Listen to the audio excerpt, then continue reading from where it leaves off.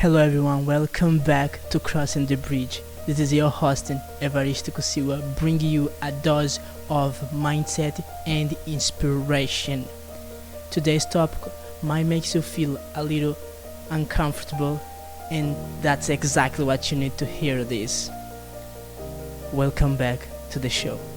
Today I want to talk about a word that makes most of us incredibly uncomfortable: risk. But before we dive into, I'd like to ask you a huge favor. Please hit the subscribe button right here and notification to help this show and my team reach more people. So let's get right into. Staying inside your comfort zone feels great. Knowing exactly what tomorrow looks like gives us a sense of control. But the truth is, comfort is also the exact place where our dreams go to sleep. Whenever we think about the risk, our mindset instantly goes to the worst case scenarios. We ask ourselves, what if I fail? What if it goes wrong? What if I look foolish? But we rarely ask the most important question: what if it works out? Let me tell you a quick story about a brilliant young man. Back in the 19th century, a young French acrobat named Jules Léotard changed the circus world forever by inventing the flying trapeze. Audience watched in absolute terror and amazement as he flew through the air from one bar to another. But here's the fascinating part. For the first few decades of trapeze history, acrobats performed with absolutely nothing underneath them. No pads, no mats, no net. If they it was often fatal because skates were life and death. The performers played it incredibly safe. They only did basic predictable swings. They couldn't afford to try anything new.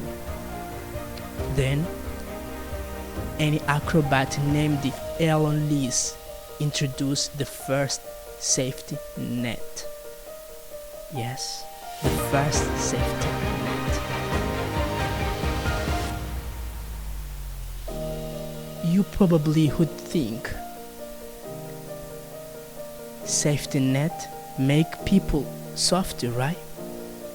But the opposite happened. The moment the net was introduced, the entire sport exploded. With creativity, performers suddenly start attempting double flipped, triple twist, and breathtaking somersaults. Why? Because the net changed their relationship with failure.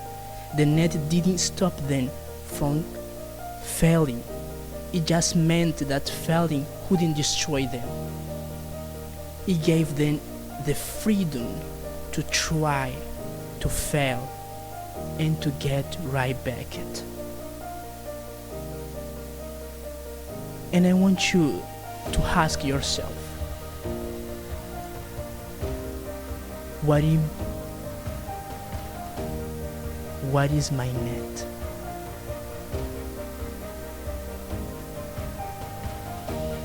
What is my net that can allow me to take more risk, that can allow me to go more deeper and do the things that are scared me? We often treat our lives like those early trapeze artists.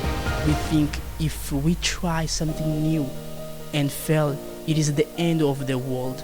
But in reality, failure is rarely fatal. The net is our resilience, our ability to learn, and our capacity to rebuild ourselves. So, taking a risk doesn't mean being reckless or jumping without thinking. It means giving yourself a vote of confidence. It means accepting that mistakes are just part of the process and they're part of the real change. And let me tell you this, the real danger in life is not failing. It's not failing, it's not falling. It's looking back years from now, sitting safely on the platform and asking, what if I had just tried? What if I had just tried to fly? Everything in your life, everything that you value right now, started with a risk. Your career, your relationship, moving to one country to another. You took the risk, remember? Go talk to someone, whatever it may be. You assume you took the risk. Your proudest achievement, someone had to take the first step without any guarantee of success. So, if you are listening to this right now, and you have a project sitting in your drawer, a career change you have been putting off, a big decision you need to make, wherever it may be, consider this your sign. Because the fear is never going to completely disappear. That's a lie. Courage is not the absence of fear. It is the decision to make forward, even when you are afraid, even when your body feels stuck, even when your hands are shaking. Take the leap, take the risk. The worst that can happen is you catch the net and try again. And the best that can happen is you actually learn how to fly. Thank you for tuning into today. I'll catch you in the next episode. And remember,